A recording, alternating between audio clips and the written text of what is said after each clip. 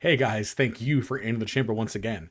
With the 2023 Nationals wrapped up, we actually have a pretty good idea what the current metagame for Universes looks like. Today I'm going to cover all the different decks, how they performed, what the metagame for Nationals look like, and how that metagame is going to evolve with the inclusion of Jetburn, along with I guess you could say a gripe, or just like some open thoughts about design of certain kinds of characters and how that affects gameplay. There's a lot to cover, so we're going to dig right into all this, starting with talking about what played and what actually made it to the top cuts. If you look at the diagram on the right, this is pulled directly from UVS Games, and it's simply a layout of all the different decks that were submitted for the event. We had 466 deck submissions. It's my understanding that a couple of those decks submitted ended up not playing, but I'm just going to use the number 466 because that's the number that was provided based on the infographic that UVS Games put out. Now, to really understand this information, we have to lay out a little bit of math, some groundwork first. So we're looking at the top 32 places out of 466 decks submitted. That means we're looking at roughly the top 7% of all decks submitted. And it's kind of like the percentile we'll work with. It's like 6 and 8 tenths. We'll just call it 7 for simplicity. This means that roughly, if we assume an even distribution across the field, you should see approximately one deck make it to top cuts for every 14 or so times it's submitted. Since 14 times 7 is 98, which is basically 100%. So every 14 or so percentage points, you'd expect to find like someone in that percentile. Obviously, this is like a rough estimate, and reality is usually not that clean, but it gives us a nice even like rule of thumb that we can work with to see how different decks performed. Now, with that out of the way, let's actually look at the top cuts themselves, starting with simply just the raw results. Talking overall performance in terms of people converting into top cuts, at number one, we have Overhaul with 8 places. This guy was the clear expected front runner for the event. He was the most played character. He had the most tops. He won the entire event. By pretty much every metric, he overperformed. And this isn't that surprising. A lot of people expected him to be a major contender. Now we're going to talk a little bit about the future of universes and the state of universes gameplay in a little bit. But for now, all I want to say is that I'm not actually sure Overhaul should see a hit, at least not on his own. I think there's some really kind of worrying trends around the kind of decks that you can play in universes, and hitting just characters like Overhaul only make those trends worse. But we'll get there when we get there. From here, most of the other top cut placements are from characters that you would expect based on what was played and kind of the known factors for the best decks in the meta. We didn't see a really crazy upset where there was a character we didn't think about that made it. 25 out of the top 32 were all from characters that we expected, and the remaining 7 were random singletons, some for characters that were known to be almost good enough, some from complete outsiders, including Todoroki 1, who got second place and he had a very excellent showing. The only real surprises here are how well Amajiki did in particular, as he had an insane overperformance compared to how much he was played, and then just how poorly all of the other off metas like Singleton, like 2 copies here, 3 copies there, those characters that, a couple of people had as pet projects, overall these decks did not do well. Now, I know what you're thinking. How can I say that if Todoroki 1 made it all the way to second place and almost won the entire thing playing against Overhaul? Like, clearly these decks had a great representation, right? Put simply, my friend, you are subject to something called survivorship bias, which is basically when we focus on the things that were successful by ignoring the things that were not successful. It's an actually established psychological phenomenon. I'm going to include a link down in the description below if you want to read more about it. Talking kind of in aggregate, we had half of the field, 233 out of 466, right down the middle, played characters that didn't make it into the pie graph on that you can see on the right. They played characters that, maybe they're the only one playing or only a couple of people played. And yet, despite being almost half of the field, they didn't even quite make a quarter. They were one shy of a quarter of top 32. While these individual characters like Mineta 2, Todoroki 1, Alpha 1, etc., the people who played them converted and did really well. In aggregate, all the people who made that decision to play like weird off decks performed terribly. This is not meant to like put these people down. Sometimes people just wanted to play their pet decks or challenge themselves to do the best that they could with a given character. But the bottom line is that if you weren't playing a meta pick, you were actively hamstringing yourself. In my opinion, the random singleton decks that did get there were, for the most part at least, running incredibly well. Obviously, every single deck that made it into top 32, like each individual deck and player, was running well. Because you really can't top at an event like this without at least running like decently. If you're running badly at an event this long, you're just not going to get there. And anyone who tells you that, like, for lack of a better word, that luck isn't part of getting there is either misinformed or they're lying to you. I think when we look at these random singleton decks, at least for the most part, that luck factor is definitely kind of dialed up a notch. I think some of these people even probably had pretty decent like top 32 matchups where they didn't really have to play anything super toxic early on, or even in top 32. I don't have their matchup data, but all I'm saying is I'd be surprised if the 100 card 7-hander played like 4 Mirios, 2 Jiros, 2 Todorokis, and a Rappa, and won all of their matches to get into top 32. That would absolutely floor me. Now, moving on from these random singletons, looking at all of the other decks, in particular the ones that overperformed by conversion rate, were a lot of the mid-range or value-focused strategies or the control-focused strategies. If you were playing a character like Amajiki, Overhaul, Eraserhead, you had a really good chance of getting into top 32 based on conversion rate. And these ended up being a lot of the best decks in the room. And again, Overhaul won the whole thing, a very value-focused strategy. We've known characters like this have been really competitive for a while, and they really showed why at Nationals with this incredibly good performance. Obviously, like I said, some of this comes down to them running well, but at the end of the day, even if other versions of these decks ran well instead of the people who made it, I still think these characters would have by and large made it to top cuts. Particular note here is Amajiki, who had a almost 3-to-1 representation compared to what you would expect for how much he was played. Like, Amajiki had an insane conversion rate. Even though he didn't do great in top 32, he still, he absolutely trounced in Swiss rounds. So it's a very good showing for Amajiki, very promising character. And then, of course, you have Overhaul, who, as we talked about, he had a 2-to-1 conversion rate, which is really crazy when you think about how much that he was played, and he was the known factor in the room. Even these things, like everyone being prepared for him and planning for him, did not slow him down from converting to top cuts on every symbol or from winning the event. The more aggressive decks, on the other hand, had a far more tepid performance. Characters like Jiro, Mirio, Deku 4, Tokoyami were really more or less all in line with what you'd expect on their submission, or even underperformed. The only one who did pretty well was Tokoyami, getting 2 top cuts as opposed to like the one that you would expect. But some of that can be chalked up to variance. Also, particularly note, Rappa, despite having a decent showing at the event, didn't convert into top cuts a single time. Personally, I think this just comes down to variance. Decks like these, by and large, aren't really interested in like playing the game. They just want to do their thing and hit you for like 40 damage on turn 2 and kill you or die. Sometimes they need a third turn to do it, but that's really the extent of their game plan. They're not very interactive typically, and I think it's a mistake to try to play characters like these and make them interactive. As a result of that, because you have such a linear game plan that is so hard to adapt as a pilot, like you don't have a lot of room to flex your skill. I wouldn't say zero, especially with Miria. You can make a lot of choices on like zones and how you like he has a little bit more room to like maneuver around. But a lot of these other characters like Jiro and Tokoyami, you just kind of do the thing or hope you do the thing, and if you don't, you die. And it's hard to do that 9 rounds in a row plus extra rounds and top cuts. Like at some point you're just going to miss and explode because you don't play any defense in any of these characters. So when you consider this kind of like high risk approach that these decks take and how many rounds that you had to play at Nats for an event of this size, again, 466 is a ton of people. It's a new record for universes, which is like genuinely, especially given it was an invite only, is probably the best takeaway from this event.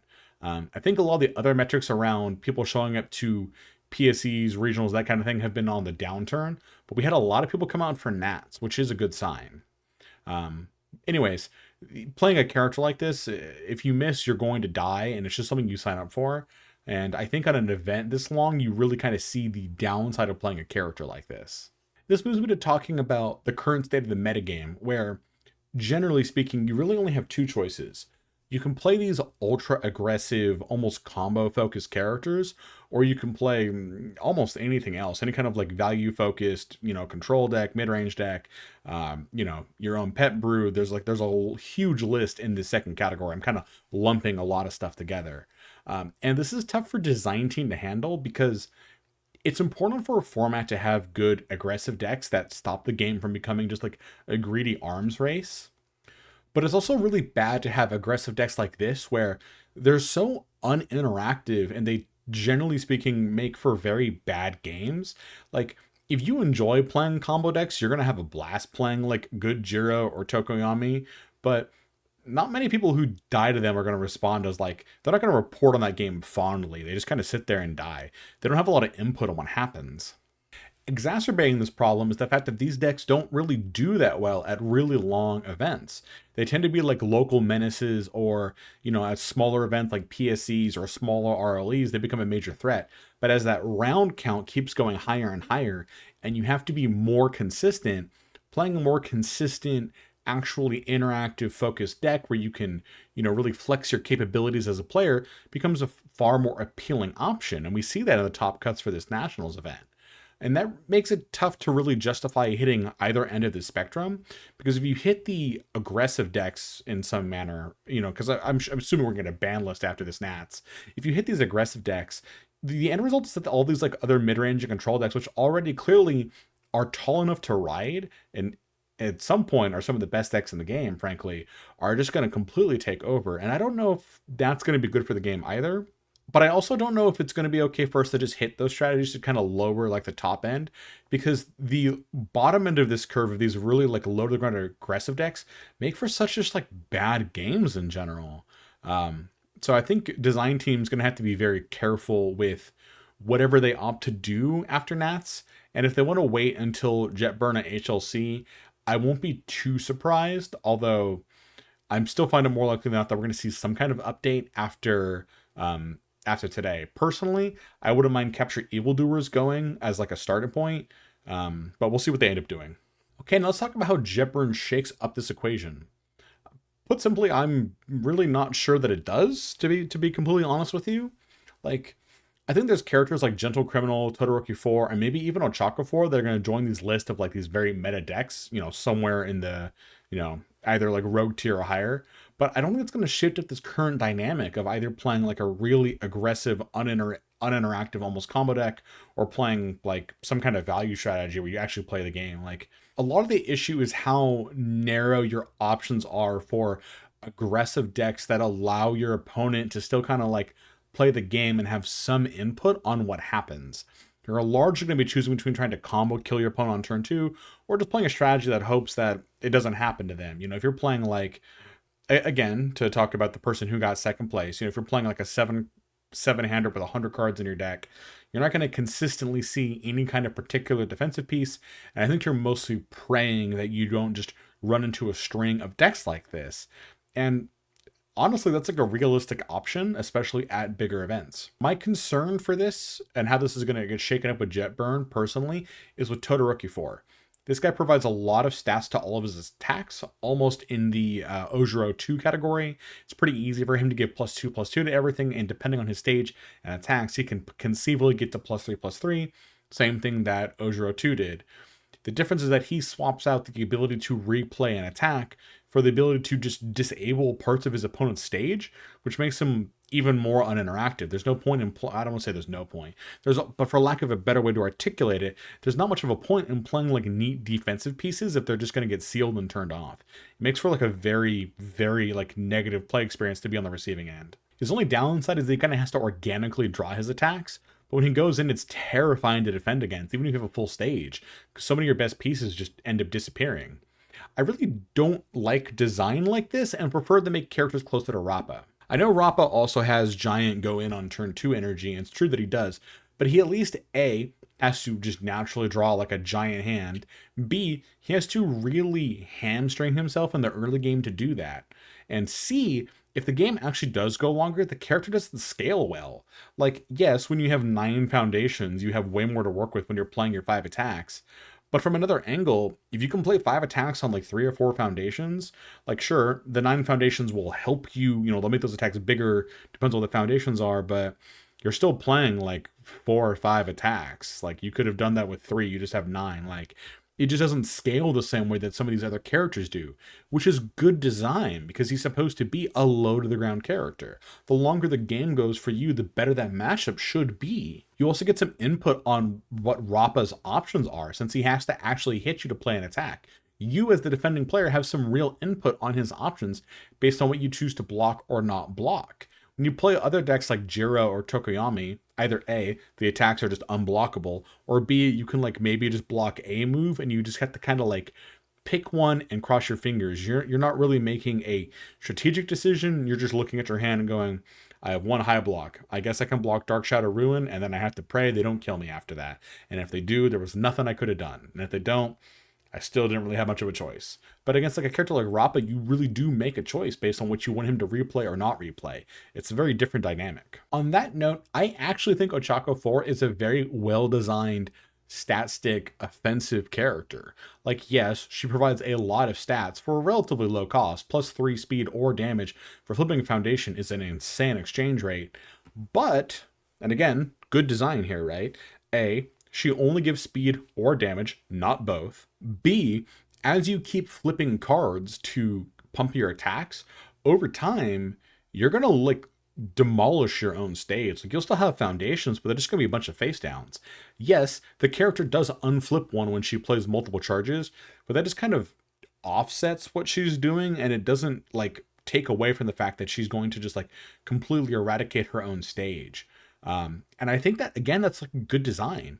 Her attacks are either damaging or fast. You have input over, how easy it is for her to string stuff. Because if you stick blocks, she doesn't get to like re-ready her face downs. And then the character naturally kind of hampers herself as the game goes along because she's going to make her own stage worse. So she's kind of incentivized to get in early. Like she's a great character, but she's a very well designed and fair character that plays an interactive game, and she, at least unless someone figures something really gross out, she doesn't just like combo kill you. Like, we need more characters like Ochako 4 and less characters like Todoroki 4. They're both clearly like aggressively slanted characters, but one presents like a really neat interactive game plan, and the other you're just playing glorified Yu-Gi-Oh! Now, obviously, some of these characters like Jiro and Tokoyami, and honestly even Mirio, because he's going to lose a lot of his best attacks when rotation comes around. So we're only going to have to deal with some of these characters for a little while longer. And even Todoroki 4, I think a lot of his best builds are going to rely heavily on set 1 cards. So fingers crossed, if Yu Yu Hakusho has more well-designed, interesting, aggressive characters that make for good gameplay, rotation is going to be a huge positive for this game.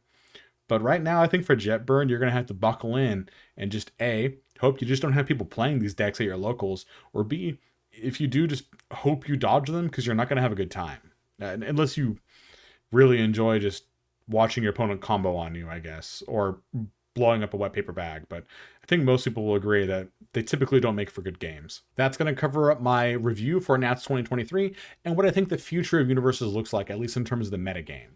The Hero League Championship is going to kick off on February 2nd, and between then and now, we're going to have the holiday season to spend time with our friends and family, and then we also have a new set with Jetburn to experiment with. And again, while I don't know how competitive this set is in terms of like shaking up the meta, I do think a lot of the characters are a lot of fun to play, and I'm going to be covering several of them here on the channel. Let me know what you think down in the comments down below, and if you made it this far, consider liking and subscribing. I would really appreciate it, and it helps me out. But for now, that's going to wrap this video up. So, until next time, thank you for entering the chamber, and I'm going to see you in the next one. Bye, guys.